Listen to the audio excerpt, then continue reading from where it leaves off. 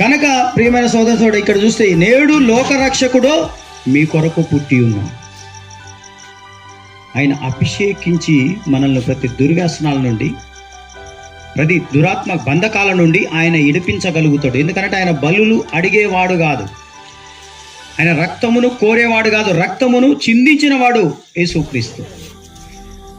అలాంటి లోకరక్షకుడు మీ కొరకు పుట్టాడు అని చెప్తే, మరి మేము ఎట్లా పోవాలయ్యా ఆయన దగ్గరికి అని గొర్రెల కాపర్లు అడిగితే, మీ ముందు ఒక నక్షత్రం వెళ్తుంది. అక్కడక్కడ మీరు ఇళ్ళ మీద స్టార్లు చూస్తారు చూడండి, ఆ స్టార్ పెట్టుకునేది వాళ్ళ గుర్తు అదే అనమాట.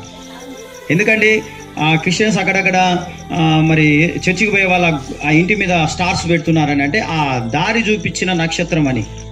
యేసు ప్రభు పుట్టినప్పుడు బెత్లెహేములో అక్కడికి వెళ్ళడానికి గొర్రెల కాపర్లకి దేవదూత ప్రత్యక్షమై, మీరు లోకరక్షకుని దగ్గరికి పోవాలంటే ఈ నక్షత్రం మీకు దారి చూపిస్తుంది, కాబట్టి మీరు వెళ్ళండి అని. అంటే ఆ నక్షత్రం కదులుతా ఉంటే వీళ్ళు ఆ నక్షత్రం వెంట దాని వెంట నడుచుకుంటూ పోయి, అది పోయిన కళ్ళల్లో పోయి ఆఖరికి ఆ నక్షత్రం వచ్చి ఆ పశువుల పాక